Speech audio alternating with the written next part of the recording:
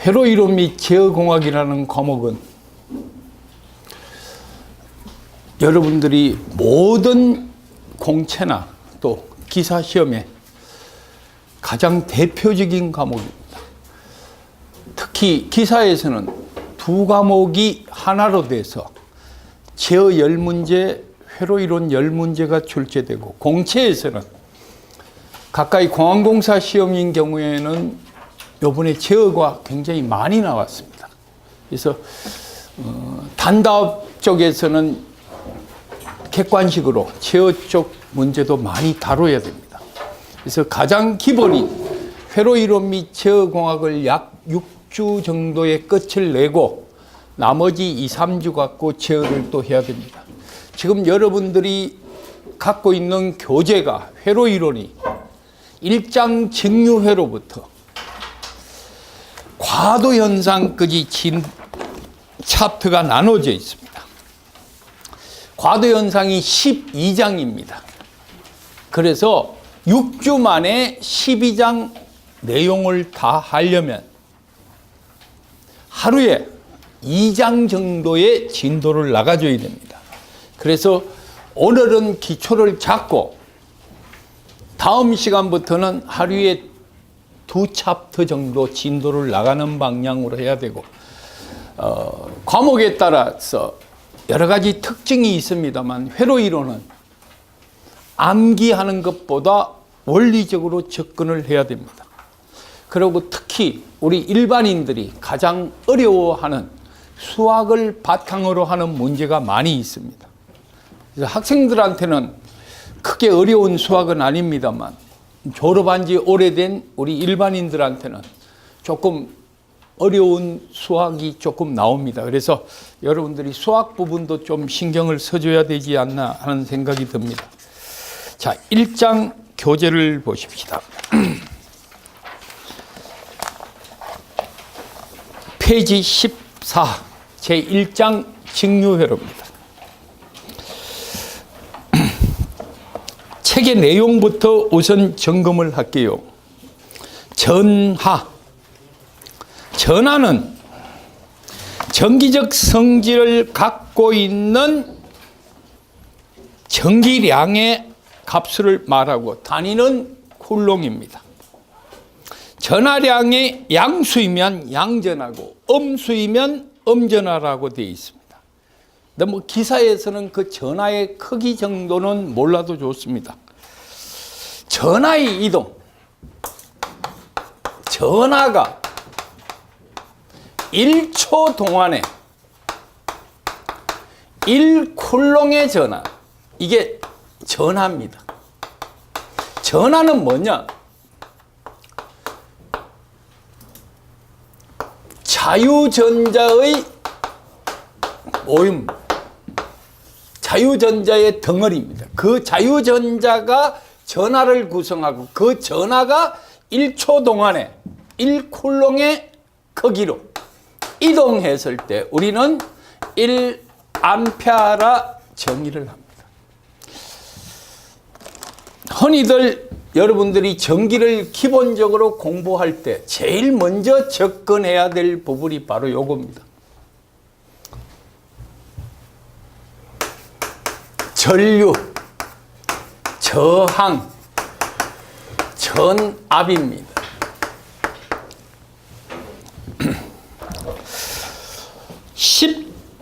(15페이지) 3을 보시면 전압, 전위차가 있습니다. 전류가 흐를 때 반드시 에너지의 변환과 전달이 수반된다. 전압은 전기적 위치 에너지의 차입니다. 즉 단위 전하량이 두 점 사이에 얻거나 읽을 때 생성되는 에너지를 말합니다. 단위는 볼트입니다. 자, 지금 전류와 전압을 설명드렸습니다. 그러면 여기 나오는 전류, 기호는 I, 단위는 암페어입니다. 전압은 기호는 V 또는 E라고 표현하고 단위는 볼트라 표현합니다. 이게 R입니다. OHM, ohm으로 읽습니다. 자, 그러면 전기 회로를 구성하고 있는 큰 전류, 저항, 전압. 전압과 전류는 지금 설명이 되었습니다. 저항은 전류의 흐름을 방해하는 소자입니다. 그러면 ohm의 법칙을 저항 R는 I분의 V입니다. 또 I는 R분의 V입니다. 또 전압 V는 I 곱하기 R입니다. V는 I 곱하기 R. 이 세 가지를 확실히 안다면 오늘 여러분들이 받는 수업은 그렇게 어렵지 않습니다. 이 세 가지는 여러분들이 완벽한 정의를 갖고 이걸 접근을 해줘야 됩니다. ohm의 법칙 그거 누가 모르느냐 할지 몰라도 이 부분이 오늘 공부하고자 하는 부분에서 가장 중요한 겁니다. 자, 다시 한번 봅니다. 14페이지 전하, 전류. 전류란 도체 내에 어느 단면을 단위 시간 동안 통과한 전기량을 말하고 단위는 암페어라 한다. I는 T분의 Q다. 자, 여기서 I는 T분의 Q다. 또 스몰 i는 dT분의 dQ다.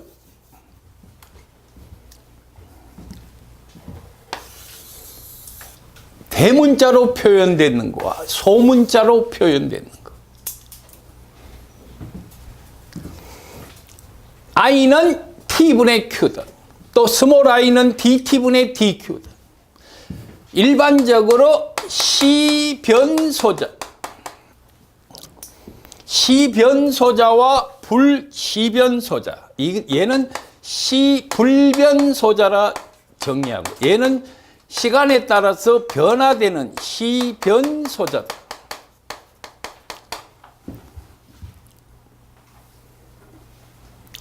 지금 여러분들이 보시는, 자, 잠깐 보십시오. 이 식은 무슨 식입니까? 미소 시간의 전하의 이동이 전류입니다. 얘가 무슨 식이에요? 미분식입니다. 자, 이 미분식을 지금부터 적분식으로 바꿔야 됩니다. Q는 인테그랄 IT에 대한 DT 성분이다. 전류를 미분식의 전하의 식으로 표현됐으면 거꾸로 전하는 뭐의 식으로? 적분식으로 바뀝니다. 자, I는 Q로, dT분의 T는 인테그랄로, Q는 I로 바뀌어집니다. 자, 지금 배우는 부분은 아닙니다만 인덕턴스라는 소자가 있었을 때 VL 이꼴 L dT분의 DIT입니다. 인덕턴스 L 양단에 유기되는 전압은 그 인덕턴스의 단위 시간에 흘러는 전류의 변화량을 곱한 값입니다. 이게 무슨 식이에요? 미분식입니다. 그럼 이 미분식을 적분식으로 고치면 VL은 IL로 바뀝니다. L는 L분의 1로 바뀝니다. dT분의 T는 인테그랄로 바뀌고 I는 뭐로 바뀝니까? V 또는 ET에 대한 DT 성분으로 바뀝니다.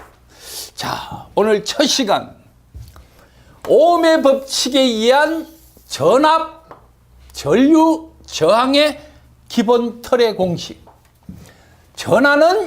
전하가 1초 동안에 1쿨롱의 전하가 이동됐을 때 1A가 흘렀다면 I는 T분의 Q고 그걸 시변소자로 표현하면 스몰 i는 dt분의 dq고 그 미분식을 다시 적분식으로 고치면 q는 dt분의 d는 인테그랄로 i로 바뀌어 서는 식으로 고칠 수 있어야 됩니다.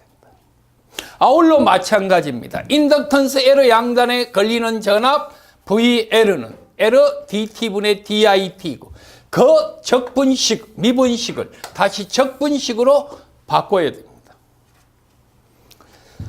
자, 전류는 1초 동안에 1쿨롱의 전하가 이동됐을 때의 전기량을 전류라 했고 또 전압은 전기적인 위치 에너지의 차를 말했습니다. 또는 두 점 사이에 전압을 얻거나 전압이 상승하거나 또는 전압을 잃거나 하강할 때 에너지의 값을 두 점 사이의 전압이라 표현한다. 지금 거기 보시면 V는 뭐예요?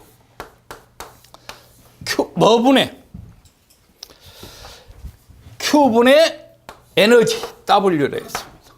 역시 이 식을 미분식으로 바꿨습니다. 그 미분식으로 바꾸니까 V는 뭐예요? dt분의 dq분의 뭐로 바뀝니까? dw로 바뀝니다.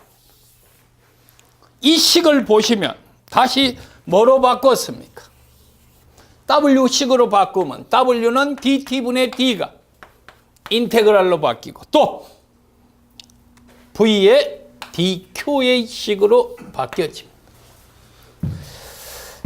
자, 전압, 전류 두 가지를 확실히 정의를 했습니다.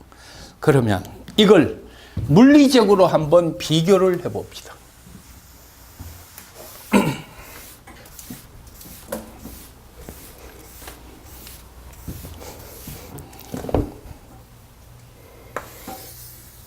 아파트가 연립주택이 하나 있다고 생각합니다.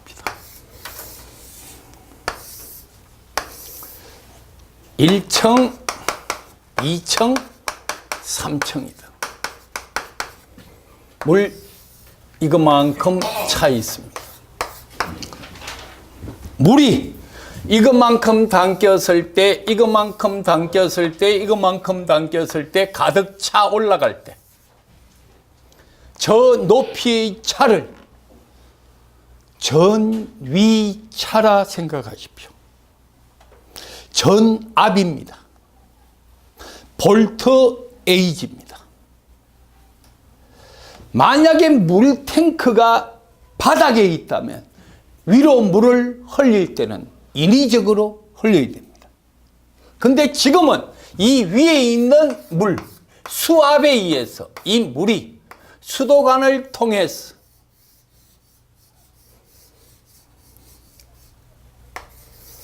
(1층) (2층) (3층으로) 흘러갑니다. 그럼 전류는 뭐냐? 이 물이 갖고 있는 분자의 이동입니다. 이 물이 흘러와서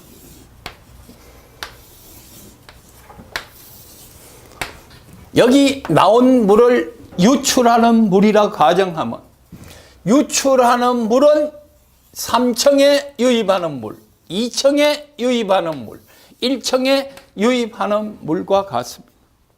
그럼 물을 I라고 한다면 I0는 I3, I2, I1과 같습니다. 옴의 법칙은 늘 질량 보존의 법칙, 에너지 보존의 법칙과 같습니다. 회로에 유입하는 전류는 늘 유출하는 전류의 합과 같습니다. 그러면 자, 지금부터 저항이라는 소자는 조금 이따가 설명을 하고 이런 식으로 연결됐다. 또 이런 식으로 연결됐다. 한번 특징적인 걸 한번 생각을 해봅시다. 이게 R1이고 R2고 R3다. 이게 저항입니다. 아까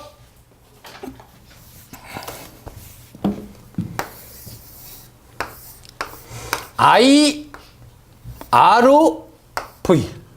V는 R분의, I는 R분의 V고, R는 I분의 V입니다. 근데 여기는 지금 흘러가는 길이 하나입니다. 여기 흐르는 물은 R1에 흐르는 물, R2에 흐르는 물, R3에 흐르는 물의 크기와 같습니다. 그런데 만약에 여기에 물을 흘린다면 여기 흐르는 전류의 합과 같습니다. 들어가는 전류는 나가는 전류, 나가는 전류, 나가는 전류의 합과 같습니다. 자세히 보면 직렬로 연결됐을 때는 소자에 흐르는 전류의 크기는 같습니다. 병렬로 연결되니까 소자에 흐르는 전류는 전체 전류가 분배돼 흐르고 있다는 걸 알 수 있습니다. 그렇다면 여기 이 수도관은 위에 있는 물의 압력, 전위차에 의해서 그 전하가 이동될 수 있는 길을 만들어줬습니다. 우리는 저걸 회로라 말합니다. 전선이라 말하고 도체라 말합니다. 그러면 이걸 그림으로 그려보면 결과 옥상의 물탱크에 물이 3층, 2층, 1층, 3층, 2층, 1층에 흐르고 있습니다. 그럼 이게 뭐예요? 수도관입니다. 자, 그러면 여기서 이 저항은 꽉 잠가 놓으면 물이 흘러야 안 흘러요? 안 흐릅니다. 완전히 틀어놓으면 물이 무한대로 흐릅니다. 그렇다면 이 저항은 뭐예요? 물의 흐름의 크기를 조절하는 소자입니다. 거꾸로 이야기하면 물을 잘 통과시키지 못하게 만드는 소자입니다. 즉 전류의 흐름을 방해하는 소자입니다. 결과 우리 아까 ohm의 법칙에서 I는 R분의 V고 R이 크면 클수록, 저항이 크면 클수록 도체에 흐르는 물은, 전류는 적어집니다. 지금 여러분들이 보시는 바와 같이 저항과 전류는 반비례합니다. 아울러 전압은 전류와 저항의 크기에 비례합니다. 그게 바로 ohm의 법칙입니다. 자, 우리는 여기 이런 생각을 한번 해봅시다. 여기 10V가 있고 저항 R가 10ohm이 있다면 여기에 흐르는 전류 I는 이게 뭐예요? 물탱크의 힘, 전압입니다. 얘가 뭐예요? 수도꼭지가 얼마만큼 잠궈졌냐 안 잠궈졌냐, 즉 저항의 크기입니다. 이게 수도관이에요. 이 수도관을 통해서 전류가 흘러갑니다. I는 뭐분의? R분의 V. R가 10ohm이고 전압이 10V니까 I는 1A의 전류가 흐릅니다. 저항이 크면 클수록 전류는 적어집니다. 제가 지금 드리는 말씀은 회로망 진도 12장 과도 현상이 끝날 때까지 전압은 저항에 비례하고 전류는 저항에 반비례한다. 가장 기본적인 원리인데 나중에 가면 그걸 응용을 못합니다. 자, 그러면 이번에는 이런 생각을 해봅시다. 저항 R는 어떤 형태로 구성되어 있는가? 저항은 료의 A분의 L입니다. 자, 우리가 한 가지 이런 생각을 해봅시다. 풍력 발전이다. 풍력 발전은 뭐가 풍력 발전이에요? 바람이 부는 힘을 갖고 어떤 기계기구, 즉 날개를 이용해서 그 바람의 힘을 회전력으로 바꿨습니다. 그 회전력이 모터를 돌립니다. 발전기를 돌리고 그 발전기가 돌아가면서 생성된 전기를 수용가에게 전기를 공급합니다. 수용가라는 것은 전기를 사용하는 장소를 통칭하여 수용가라 하고, 일반 가정은 일반 전기 수용가, 공장이나 전기를 동력을 이용하는 수용가를 자가용 전기 수용가라 표현합니다. 또 전기를 생산할 때 필요한 전기를 전기 사업용 수용가라 합니다. 그러니까 전기 사업용 설비, 자가용 설비, 일반 전기 설비. 일반 전기 설비는 가정에 쓰는 전기, 사무실에 쓰는 전기, 작은 사무실, 작은 음식점에 사용하는 전기, 일반 전기 설비입니다. 동력 설비, 자가용 전기 설비는 용량이 75kW 이상 되는 전기 설비. 그 다음 전기 사업용 전기 설비는 전기를 생산하기 위해서 필요한 전기 설비. 그래서 전기 설비는 크게 세 가지로 나누어지는데, 일반용 전기 설비, 자가용 전기 설비, 전기 사업용 전기 설비의 구분은 용량에 따라 결정이 되고, 사고가 났을 때 인명이나 재산의 피해가 큰 것은 자가용 전기 설비라고, 그 규모가 적은 것을 일반용 전기 설비라 합니다. 자가용 전기 설비는 그 설비의 안정성과 유지 보수를 위해서 전기 안전 담당자가 필요하고, 그 전기 안전 담당자가 바로 전기 산업기사나 전기기사 자격증을 취득한 자라야 됩니다. 그래서 전기는 늘 위험을 동반하기 때문에 그 자격을 갖춘 전문 인력이 관리하도록 만들어져 있습니다. 그럼 그 전문 인력이 알아야 될 내용들이 이런 내용입니다.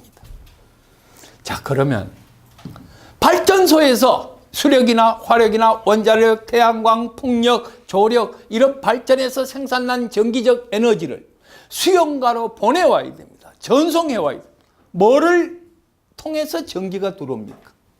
전선을 통해서 전기가 들어옵니다. 그런데 여러분들이 유심히 관찰해 봤겠지만 전기를 이동하는 전선은 삼각형으로 된 걸 본 적 없죠. 네모로 된 건 본 적도 없습니다. 다 원으로 되어 있습니다. 바로 여기서 저항은 단면적에 반비례하고 도체 길이에 비례하고, 도체 단면적은 파이 r 제곱 또는 파이의 2분의 d 자승 원으로 구성되어 있기 때문에 원 면적으로 나와야 됩니다. 자, 적지 마시고 여기서 한 가지 중요한 걸 배웁니다. 도체 단면적이 크면 클수록 전기저항은 적어집니다. 전기저항이 적어지니까 전류의 흐름은 커집니다. 고속도로입니다. 2차선, 4차선, 8차선. 도로 크기가 크면 클수록 이동되는 차가 안전하게 많이 다닐 수 있습니다. 전기적 에너지도 마찬가지입니다. 그런데 이제 우리한테 문제는 무작정 전기적 에너지를 많이 전송하기 위해서 전선의 굵기를 굵게 할 수는 없습니다. 전선에 무게가 있고, 무게가 있으면 그 전선을 지지하는 지지물의 강도가 있습니다. 전선이 굵으면 굵을수록 어떤 전선은 600m 이상 고공에 설치되는 경우도 있습니다. 지상보다 공중이 풍압을 많이 받습니다. 바람의 하중. 그래서 무작정 전선을 크게 할 수도 없습니다. 제가 전기 강의를 약 40년 가까이 하고 있습니다. 전기 강의를 하면서 가장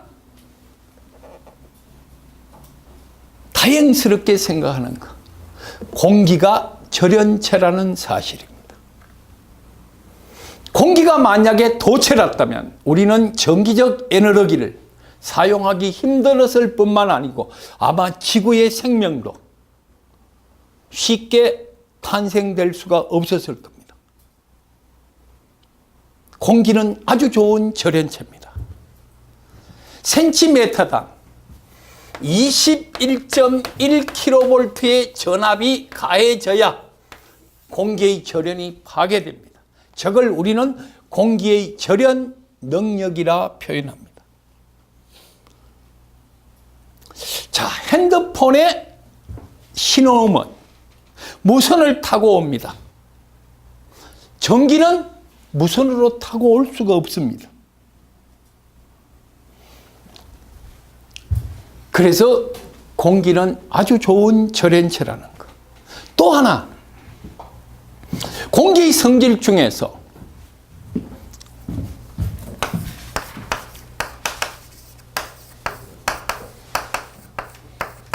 전기의 성질 중에서 표피 효과, 스킨 에펙트.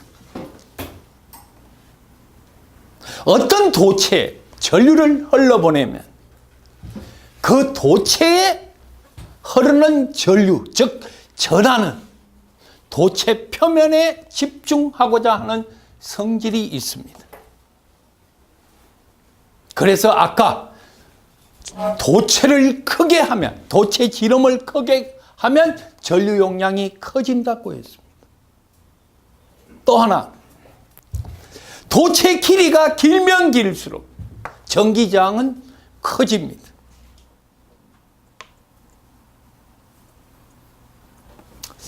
두 달 전에 청주 부근에 신중부 발전소가 기공을 했습니다. 건설이 완료됐는 게 아니고 첫 삽을 떴습니다. 우리나라는 최고 송전 전압이 765kV입니다. 가정에 사용하는 전압은 220V입니다. 상상이 돼요? 몇 배인가? 물의 압력이 얘는 220m에 떨어지고 얘는 765km에서 물이 떨어진다고 생각을 하세요.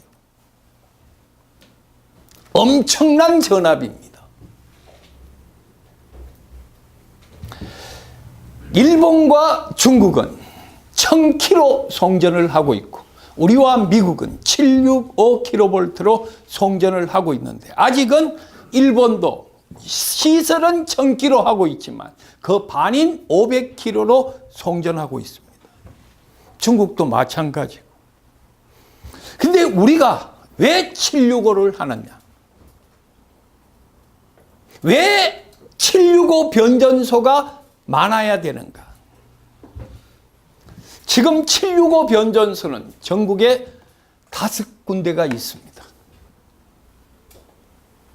앞에 신자가 붙는 경우가 신 765 변전소입니다. 그것까지는 여러분들이 회로 이론하면서는 설명을 안 해드리고 나중에 한전 실무 면접이라든가 전기 발전사 실무 면접 때 제가 다시 한번 그 실무 특강을 할 때 거론을 해드리고 일단 이 전압과 이 전압, 우리나라 최고 송전 전압은 765고 우리나라에서 가정에 사용되고 있는 전압, 표준 전압은 220V다. 자, 그러면 아까 내가 전기저항은 도체의 지름에 반비례하고 도체 길이에 비례한다 했습니다. 발전소가 수용가로부터 가까운 데 있다면 전기저항은 길이에 비례하니까 적어지겠죠. 전기저항이 적어진다면 저항 값이 줄어들고 전류 용량은 정대될 수 있습니다. 발전소와 수용가가 거리가 멀면 멀수록 에너지 전송 경비, 선로 손실이 그만큼 커집니다. 자, 예를 들어서 신발 공장이 부산에 있다. 신발 공장이 인천에 있다. 전국 신발의 소비량은 서울, 경기가 약 50% 가까이 됩니다. 모든 공산품이 다 마찬가지입니다. 그렇다면 서울 가까이, 소비지 가까이 전원이 있는 게 훨씬 유리하겠죠. 선로의 길이를 적게 해야 됩니다. 그런데 문제는 지정학적으로 선로의 길이가 적게 할 수 없습니다. 원자력 발전소를 서울, 경기에 세울 수는 없습니다. 교통사고가 생겼을 때 엄청난 재난이 옵니다. 그래서 울진, 영덕, 월선, 신고리, 여수 이런 쪽으로 원자력 발전이 모여 있습니다. 특히 지금 이야기했는 경상북도, 경상남도 쪽에 집중되어 있습니다. 또 화력발전 역시 마찬가지입니다. 태안, 보령, 인천, 여수, 삼천포 이런 쪽에 모여 있습니다. 왜? 냉각 용수를 얻기 쉬운 곳입니다. 지형적으로 해안가에 있을 수밖에 없습니다. 발전소가. 그럼 그 발전소에서 생성된 전기적 에너지를 우리 수용가로 옮겨오면서 선로 손실을 줄여야 됩니다. 선로 손실을 줄이기 위해서는 회로왕 해석을 가장 잘할 줄 알아야 됩니다. 자, 저항은 길이에 비례하고 전선의 단면적에 반비례합니다.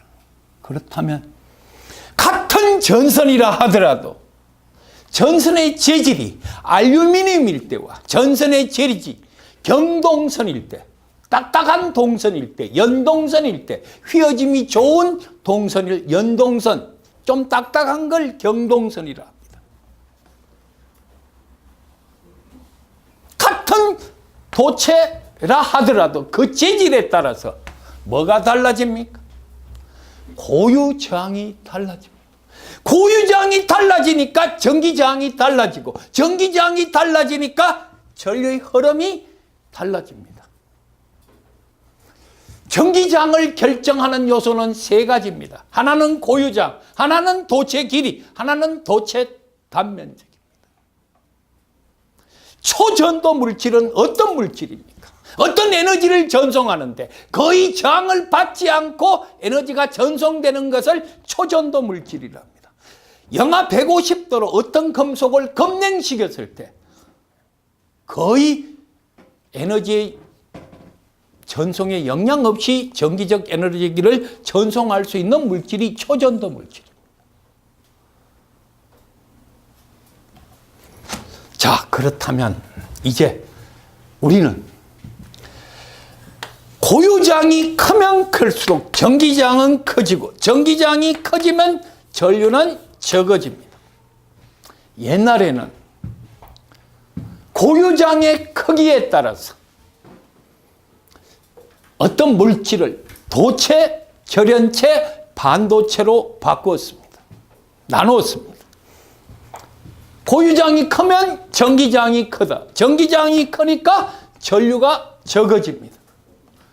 그런 물질을 절연체, 고무, 플라스틱, 유리, 나무. 에너지가 전송이 많이 되는 지하전력 케이블 같은 경우 전선을 통과시키는 케이블의 재질이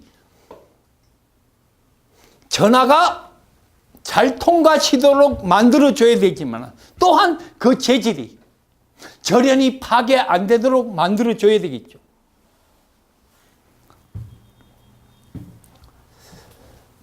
어떤 외부의 영향에 따라서 때로는 전기를 통과시키고 때로는 전기를 통과시키지 않는 소자, 이름하여 반도체 소자입니다. 외부의 시그널에 의해서, 외부의 신호에 의해서, 핸드폰도 마찬가지입니다. 신호가 와서 신호를 받는 시그널이 인식을 해서 ON을 시키면 액정에 진동을 하던 화면이 불이 들어옵니다. 시그널이 없으면 불이 안 들어옵니다. 이름하여 반도체 소자입니다. 냉장고, 서머스터 소자, 온도 감지 소자. 예를 들어서 냉장고의 온도를 영하 20도로 만들었습니다. 20도 이하로 됐습니다. 얼음이 녹고 아이스크림이 녹습니다. 컴프레셔가 돌아가면서 냉매를 줘서 온도를 더 낮춰야 됩니다. 일정 온도 이상이 되면 정지를 해야 되겠죠. 그래서 여러분들이 밤에 집에서 공부를 하다가 보면 어떨 때는 냉장고가 기동을 하고 어떤 때는 기동을 안 합니다. 그게 바로 반도체가 들어가서 온도 조절 장치 기능을 갖고 있습니다. 자, 어떤 물질을 절연체, 도체, 반도체로 나누는 것은 고유장의 몫이다. 자, 그렇다면 우리가 이제 여기서 전압도 뭔가를 알았고 전류도 뭔가를 알았고 저항도 뭔가를 알았습니다. 고유장의 단위를 한번 접근해 봅시다. 저항의 단위는 옴입니다. 고유장의 단위는 모릅니다. 전선의 단면적은, 면적이라는 건 뭐예요? 가로 곱하기 세로지요. 가로가 메타고 세로가 메타면 얘는 메타 제곱입니다. 원의 면적은 지름의 제곱이니까, 지름의 단위가 미리 또는 메타 센치니까 위의 길이는 메타. 로는 넘어가면 옴 곱하기 메타입니다. 자, 로 고유장의 단위를 보니까 옴 곱하기 메타다. 1m짜리가 1옴이라면 10m 있으면 10옴이네요. 단위 보시면 옴 메타입니다. 어떤 물질 스스로가 갖고 있는 전기장을 고유장이라 하는구나. 고유장의 단위만 보더라도 우리는 고유장이 어떤 특성을 갖고 있다는 걸 압니다.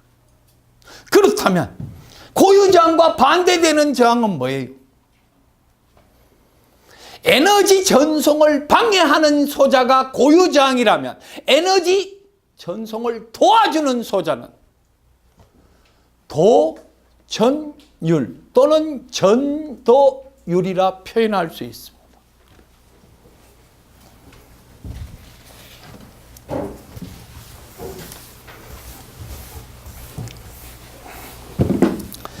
저항 R는 로의 A분의 L이라면 얘는 다시 써서 시그마 로 L로 쓸 수 있고 요 시그마를 고유 저항의 역수 전율이라 표현하고 어떨 때는 K라고도 표현을 합니다.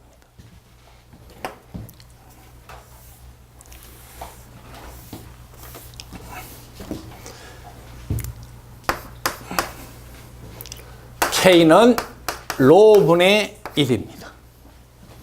자, 아까 우리 로가 어떤 물질을 전류의 흐름을 방해하는 소재로 했습니다. 옴 메타분의 1. 옴분의 1은 아까 전기장 R가 단위가 뭐라고 했어요? 옴이라 했고 OHM이라 읽었습니다. 그럼 그거의 역수는 저 옴을 발로 차가 뒤집으면 바가지가 엎어진 바가지의 모양이 나옵니다. 퍼 메타입니다. 읽을 때도 뭐라고 읽습니까? 아까 읽을 때는 옴이라 읽었는데 요번에 읽을 때는 모우라 읽습니다. 모우 퍼 메타다. 자, 고유장의 단위는 옴 메타고 도전율의 단위는 모우 퍼 메타입니다. 자, 이제 여러분들과 전압은 무엇이고 전류는 뭐고 저항이 뭐다, 쿨롱이 뭐다, 고유장이 뭐다, 도전율이 뭐다, 여기까지 배웠습니다. 자, 우리는 한 장을 넘겨가시면 저항입니다. 페이지 16페이지. 저항의 역수를 아까 고유장의 역수는 도전율이라 했죠. 그렇다면 여기서 옴의 법칙에서 I는 뭐분의 뭐라 했어요? R분의 2였습니다. R분의 1 곱하기 2고 R분의 1을 G라고 보면 G2입니다. 자, 공무원 시험에 다음 보기들 중에서 전류가 잘 흐르는 정도를 나타내는 것은 컨덕턴스입니다. 얘가 크면 얘가 커집니다.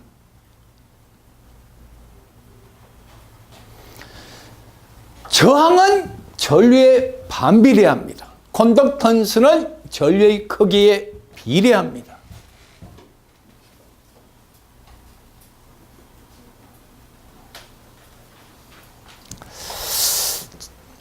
자, 여러분들이 지금까지 배웠는 걸 기초로 해야 그 다음이 쉬워집니다. 자, 지금부터 저항을 이제 현미경을 갖고 높은 산에 올라가서 아래를 내려다 봤습니다. 자, 산에 한번 올라가 보겠습니다.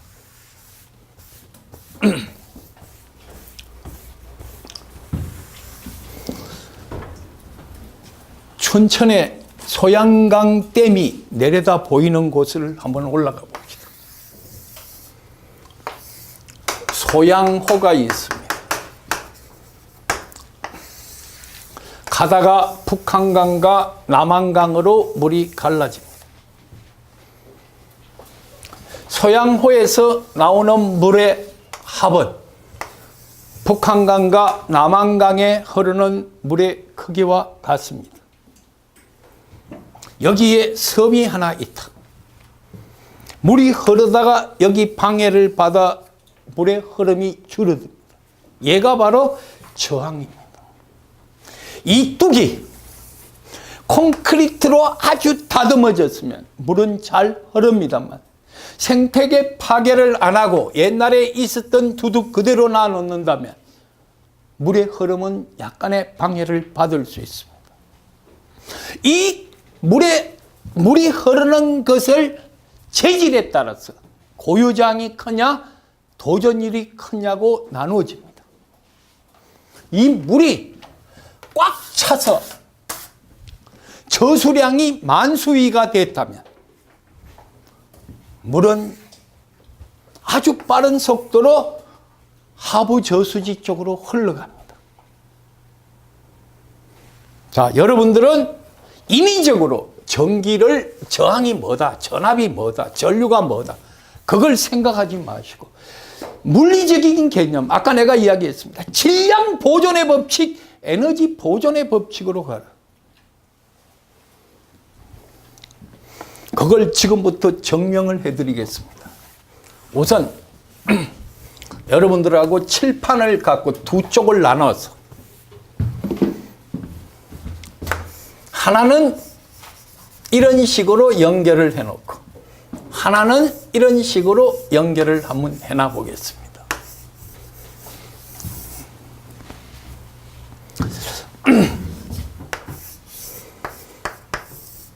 여기에 E가 있고 여기에 E가 있습니다. 자, 여기서 이 E와 요 E의 차이점, 직류기전력이고 교류기전력입니다. 요거는 시간에 따라서 변하는 소자고 요는 늘 일정한 소자입니다. 그림으로 표현하면 얘는 이런 유니트 전압, 단위계단 함수의 전압입니다. 얘는 바로 이런 전압을 나타냅니다. 시간에 따라서 계속 변화되는 전압입니다.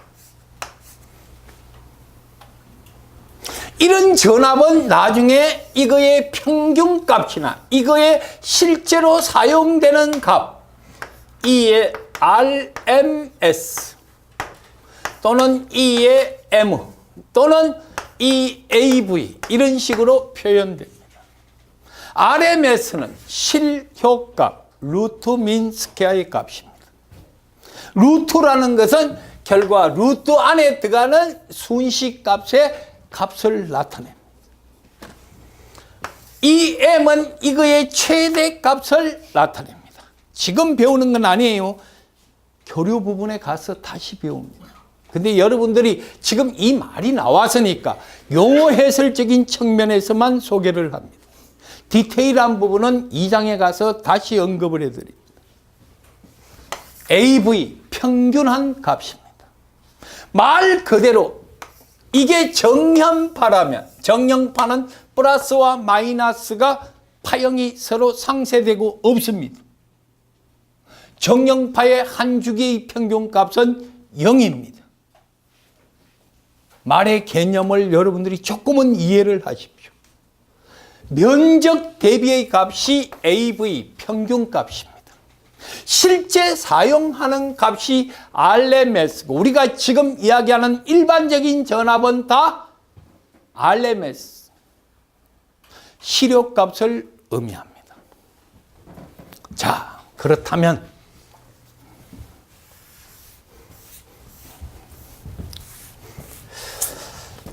R1, R2, R3가 R1, R2, R3 회로에 인가된 전압은 E가 직렬, 시리즈 연결, 병렬 똑같은 전압이 인가되었습니다.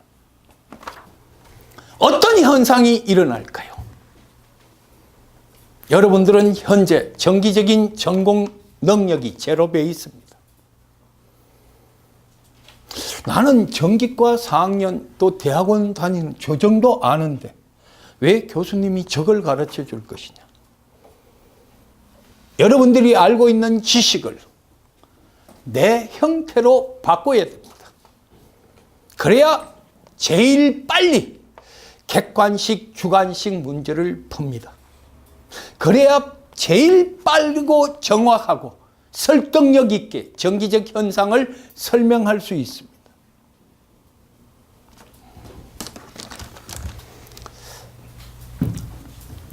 플러스에서 마이너스로 전류는 흘러갑니다. 전하의 이동은 그 전류의 흐름과 반대입니다. 전하는 거꾸로 흐릅니다. 전류는 플러스에서 출발해서 마이너스로 흐르고 자, 이렇게 흘러갑니다. R1에도 I는 흐릅니다. R2에도 I가 흐릅니다. R3에도 I가 흐릅니다. 왜? 길이 하나뿐이 없으니까. 그렇다면 여기 걸리는 전압을 V1, 여기 걸리는 전압을 V2, 여기 걸리는 전압을 V3라 한다면 저항의 전류가 흐른다면 전압이 발생되지요. V1은 뭐예요? R1I입니다. V2는 뭐예요? R2I입니다. V3는 뭐예요? R3I입니다. 자, 이 말을 다시 설명하면 정기적인 용어로 표현할게요.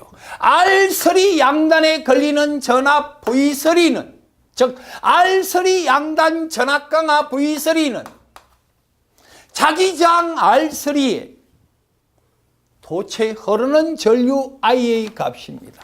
그래서 V3는 R3I입니다. 전체 유기되는 전압은 각 소자에 걸리는 전압의 합과 같습니다. 하루에 3,000칼로리를 섭취했습니다. 아침 운동하는데 1,000칼로리, 오후 강의하는데 1,000칼로리, 저녁에 강의하는데 1,000칼로리. 내 몸에 에너지는 없습니다. 질량 보존의 법칙입니다. 전체 유기되는 에너지는 단자전압 강화의 합과 같습니다. 그렇다면 V1, V2, V3면 결과 I를 묶어내면 R1 플러스 R2 플러스 R3입니다. 우리는 지금까지 직렬 연결이면 R는 R1 플러스 R2리 Rn의 값으로 주어진다는 걸 알고 있었습니다. 그 이유는 바로 전압 분배 법칙에 의했습니다. 저항이 직렬로 연결되면 흐르는 전류는 같습니다. 단자 전압 강화는 그 저항의 크기에 비례하여 걸린다. 왜? 전류는 같고 저항이 크면 전압은 많이 걸리겠죠. 자, 다시 한번. 회로망 내에 전체 유기 기전력은 각 소자의 단자전압 강화의 합과 같고 그 단자전압은 소자가 저항인 경우에는 옴 법칙에 의해서 전류 곱하기 저항의 값과 같다.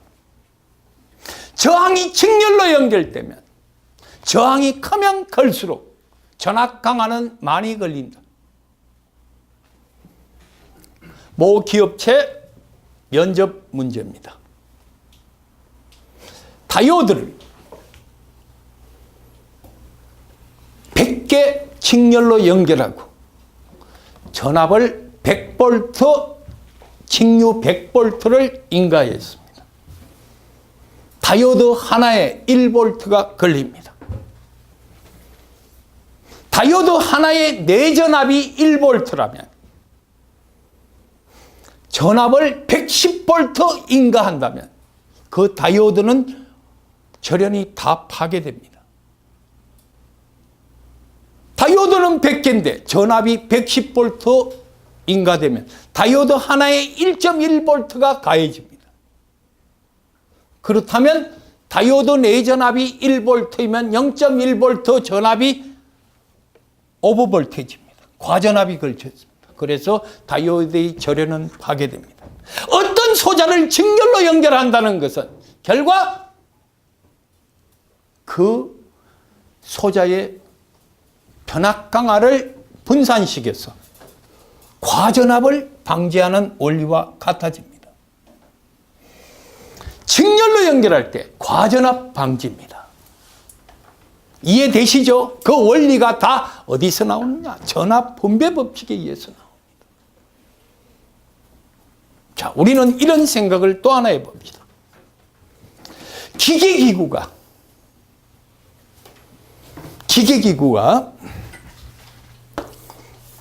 접지를 했습니다. 접지라는 말, 이 기호가 보통 이렇게 표현됩니다. 우리는 흔히 그라운드라 표현합니다.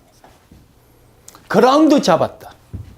앞으로 내가 수업하다가 보면 하루에 한두 번 그라운드 잡힌 이야기를 합니다. 절전 방정식이나 루프 방정식을 하기 위해서는 그라운드를 꼭 알아야 됩니다. 우리는 접지를 어디다 합니까? 대지에 합니다. 왜 대지에 하느냐? 대지는 무한대의 전압을 받아들일 수 있습니다. 대지는 거꾸로 이야기하면 영전입니다. 그래서 모든 기계기구는 대지에 접지를 합니다. 대지에 접지를 한다는 것은 여기 전동기가 이렇게 있습니다. 2종 접지했고 3종 접지했습니다. 그래서 등가 회로를 고치면 이렇게 됩니다. 사람이 혼촉을 했습니다. 인체 저항은 3000옴입니다. 건강한 남자나 여자의 몸에서 저항은 3000옴입니다. 전류를 흘러보냈을 때 얘가 일정 전류가 흘러간다면 얘가 100옴일 때, 10옴일 때, 1옴일 때 인체에 흐르는 전류는 이 저항의 크기에 반비례하여 적게 흐르겠지. 왜 그렇습니까? 바로 이 점입니다.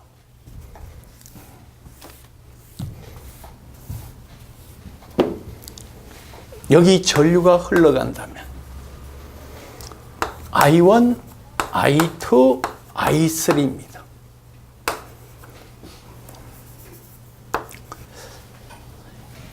얘에다가 얘를 곱한값, 얘에다가 얘를 곱한값, 얘와 얘를 곱하면 저항의 전류를 곱하면 뭐예요? 저항에다가 전류를 곱하면 뭐예요? 전압이지요. 근데 여러분들이 보시면 이 전압은 여기에 뭐가 있어요, 없어요? 아무것도 없습니다. 이 점의 전압은 다 뭐예요? E입니다. 이 점의 전압은 다 뭐예요?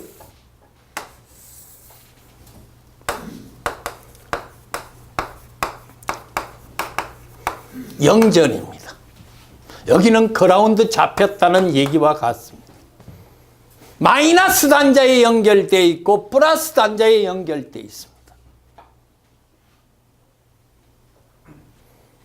자, 전류 I는 I1, I2, I3의 합과 같습니다. 맞습니까? I는 I1, I2, I3의 합과 같습니다. I는 R분의 E입니다. 뭔지는 몰라도 R분의 E입니다. 이 E와 R. 이 전류는 무슨 전류예요? 전체 전류입니다. 그렇다면 이 저항도 전체 저항이죠. 자, 용어 들어갑니다. 전체 저항을 우리는 합성 저항이라 합니다. 이게 합성 저항입니다.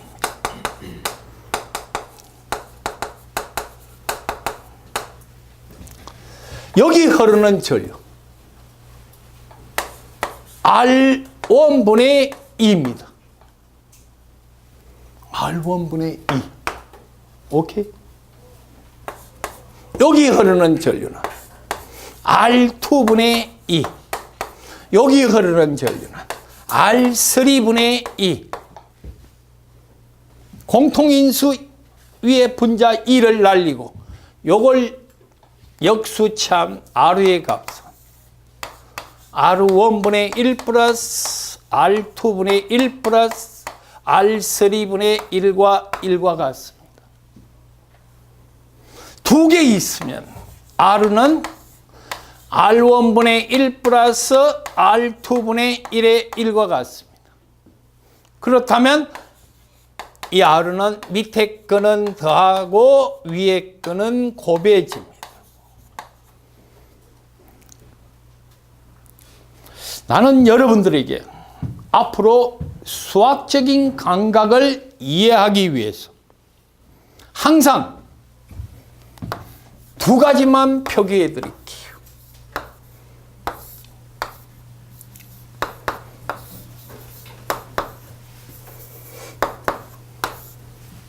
이거의 합성장은 2고 이거의 합성장은 3입니다. 6 플러스 3, 6 곱하기 3. 2 나오죠? 4 플러스 12, 4 곱하기 12, 3이 정말 자주 나오는 수치입니다. 자, 이제 돌아와서 봅니다. 저항이 직렬로 연결되니까 뭐는 같습니까? 전류는 같고 단자전압 강하는 저항의 크기에 비례하여 분배되었습니다. 저항이 병렬로 연결되니까 합성저항은 이걸로 나왔습니다. 우리 공식 외운 거 하나도 없어요. 키르호프의 법칙만 갖고 설명했습니다. 전압은 동일합니다. 흐르는 물은 수도꼭지가 꽉 잠겼냐 안 잠겼냐에 따라서 흐르는 물은 달라지지요.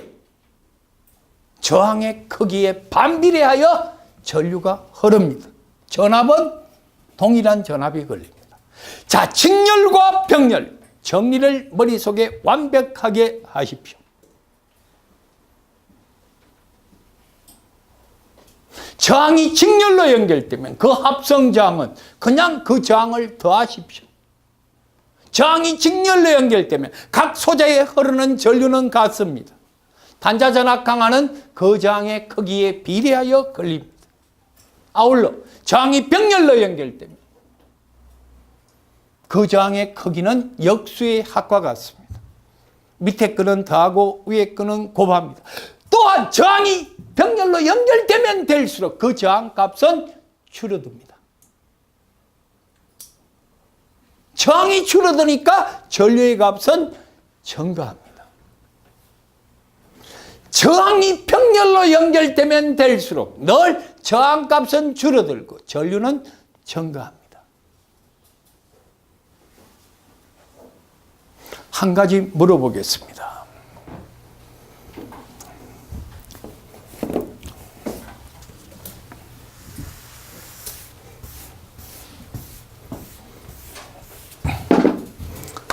소자가 있고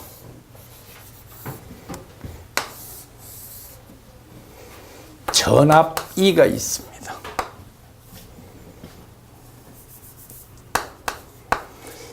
R1이 있고 R2가 있습니다. 자,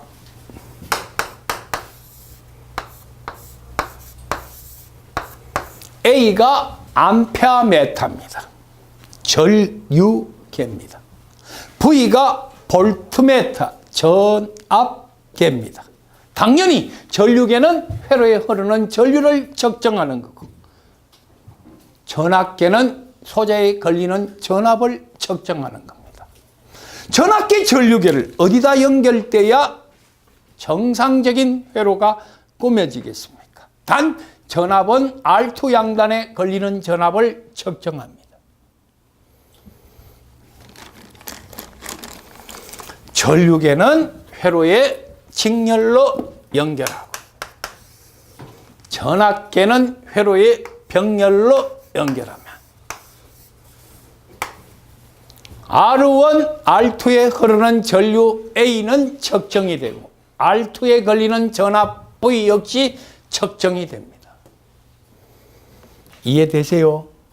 자, 전류계는 직렬로 연결하고 전압계는 회로에 병렬로 연결한다. 왜 그럴까요? 직렬로 연결해야 회로에 흐르는 모든 전류는 측정이 되겠죠. 병렬로 연결해야 양단 전압이 측정이 됩니다. 자, 지금까지 배웠는 게 정리가 된다면 내가 여러분들한테 두 문제를 던져드립니다. 과연 여러분들의 능력이 어디까지인가?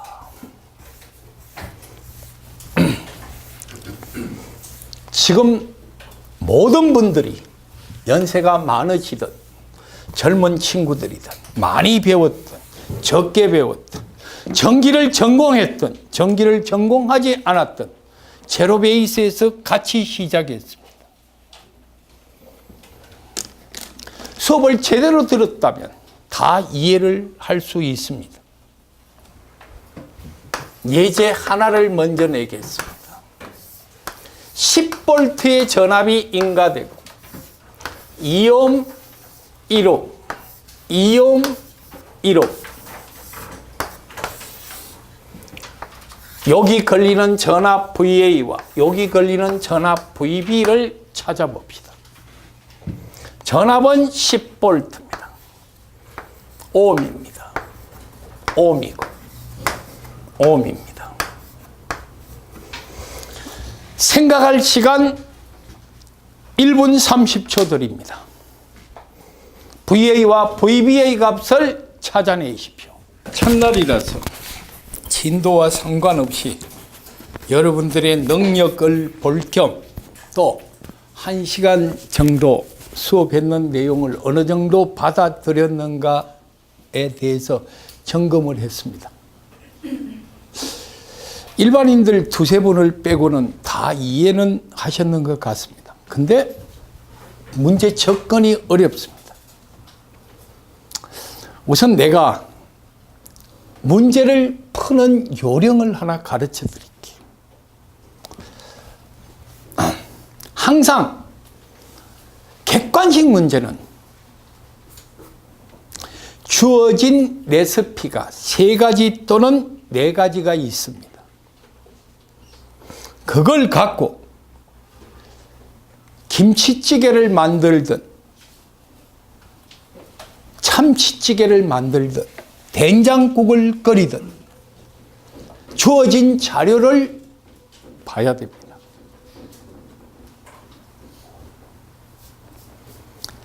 자, 지금 현재 여러분들이 보시는 VA와 VB는 VA는 여기 흐르는 전류를 찾아서 IA라 하여 IA에다가 1옴을 곱하면 이 양단에 걸리는 전압이 나옵니다. 또한 여기 걸리는 전압 VB는 1에 IB를 곱하면 나옵니다. 저항은 1이고. 그러면 결과는 이 양단 전압을 찾는 것은 저항은 똑같은 1옴입니다. 전류만 알면, 이 지로 전류만 알면 이 양단에 걸리는 전압은 압니다. 오케이? 문제는 어디에 흐르는 전류요? 각 지로에 흐르는 전류는 뭘 알아야 됩니까? 전체 전류를 알아야 지로 전류를 찾습니다. 자, 아까 내가 김치찌개 이야기를 했습니다. 뭘 넣고 끓여야 될 것이냐? 레시피를 어떻게 주어진 값을 보고 찾아내야 될 것이냐? 전류 I는 합성 저항분의 전압 E입니다.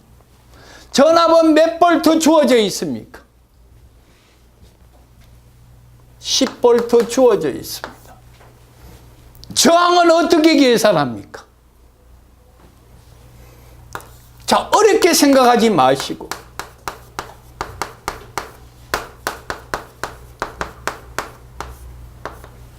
맞습니까? 자, 직렬. 얘도 직렬이죠. 2 플러스 1. 얘와 얘는 병렬입니다. 병렬은 밑에 거 더하고 위에 거 곱했어요. 그리고 앞에 뭐가 있습니까? 2가 있습니다. 2. 나누기 몇 볼트? 10볼트. 이게 뭐예요? 회로에 흐르는 전체 전류입니다.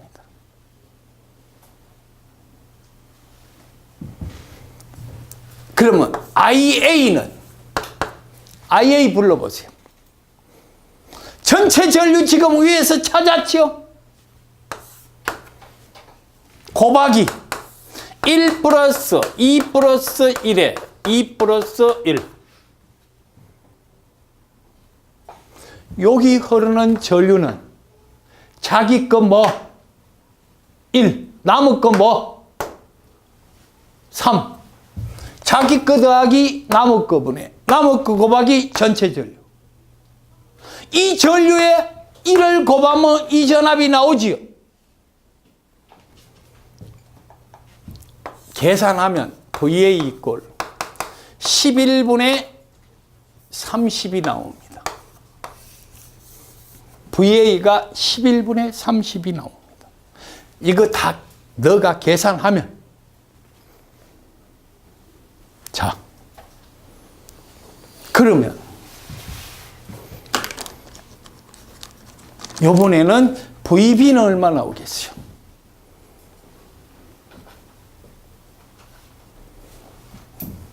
VB는 보세요. IA는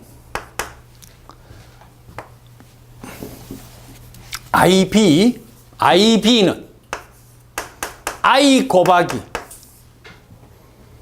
자기 거 2 플러스 1에 남의 거 1, 남의 거 곱하기 전체 전류. 아까 전류보다 3분의 1만큼 적은 전류가 흐릅니다. 여기 30A가 흐르면 여기는 10A 안 흐릅니다. 예를 들어서 여기 30이 흐르면 보세요. 1 곱하기 30이니까 30V지요? 그럼 여기가 30V가 나오려면 이 장이 몇 ohm이에요? 3ohm이니까 10A 안 흐르지요? 저항 1일 때 30이 흐르고 3일 때 10이 흐릅니다. 반비례하여 흐르는 거 맞아요? 계산할 필요도 없습니다. 자, 또한 잘 들으십시오. 요걸 하나의 회로를 바꿔봅시다. 이 양단에 얘가 2고 얘가 1입니다. 이거를 띠내가 그립을 바꾸면 2옴과 1옴 되지요? 여기 걸리는 전압이 뭐예요? VB입니다. 맞습니까? 맞아요? 여기 걸리는 전압은 뭐였어요?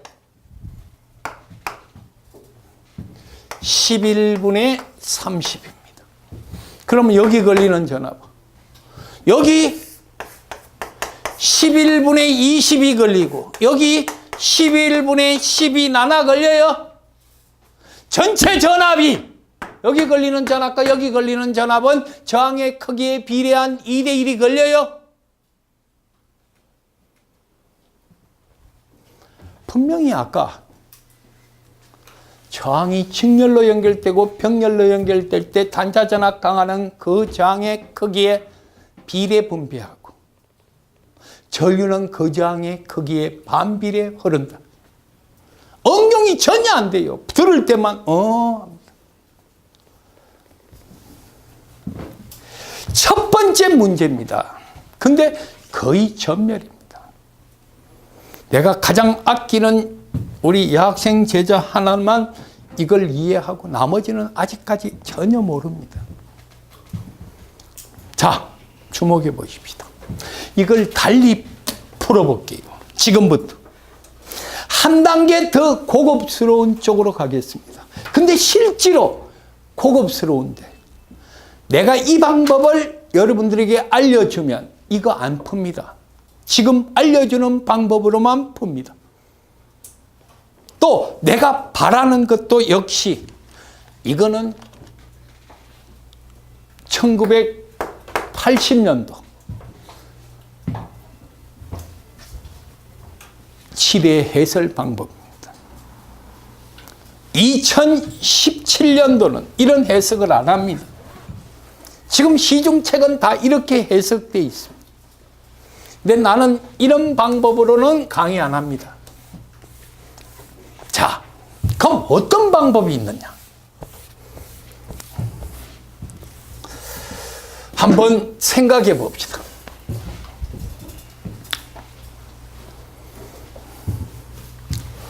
자, 여러분들의 이해를 돕기 위해서 새 도화지에 새 그림을 그려볼게요.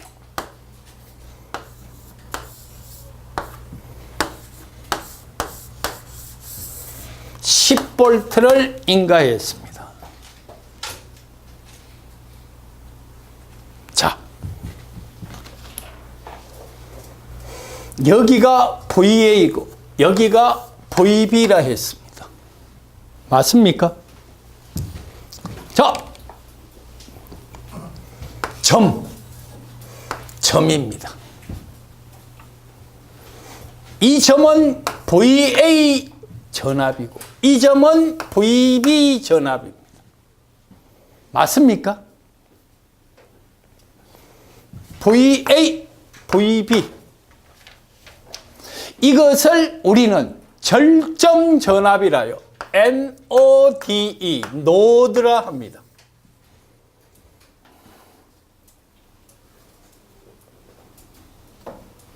자, 지금부터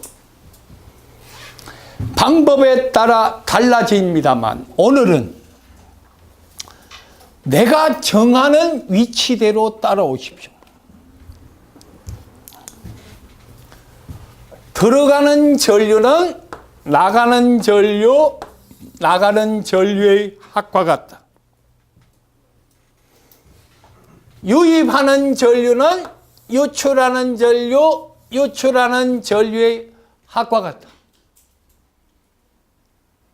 여기까지 이해 안 되시는 분 없습니다. 자, 열로 흐르는 전류는 뭐분의 뭐예요?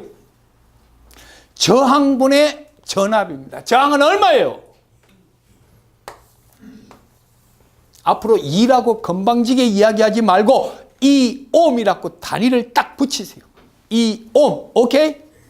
전압은 10 마이너스 VA 볼트. 자, 전류가 여기서 일로 흘렀죠. 어디가 물이 높다는 얘기예요?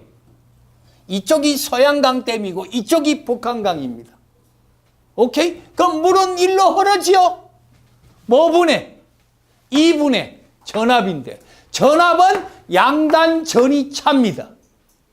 만약에 얘가 5볼트라면 10-5지요. 얘가 8볼트면 10-8이죠. 얘가 VA 볼트니까 10-VA입니다. 다음. 이쪽에 흐르는 전류는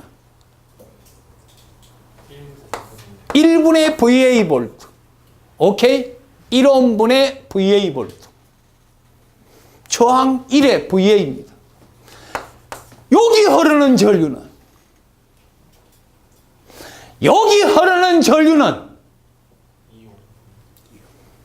여러분들은 늘 2옴분의 VA-VB라 하죠.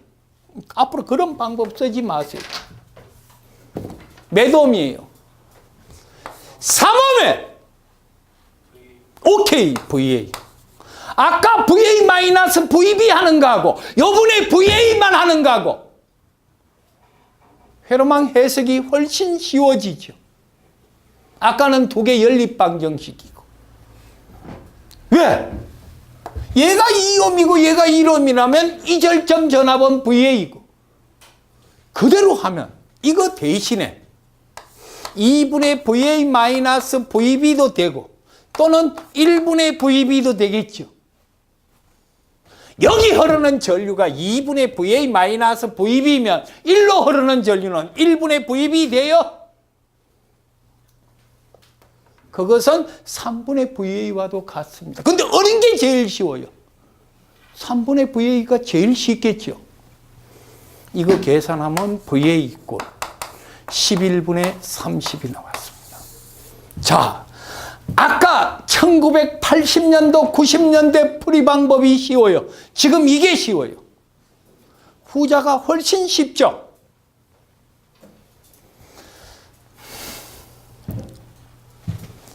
다음, 물론 아까 방법대로 전압 분배로 풀어도 됩니다. 그런데 이번에는 여기 흐르는 전류와 여기 흐르는 전류는 같지요.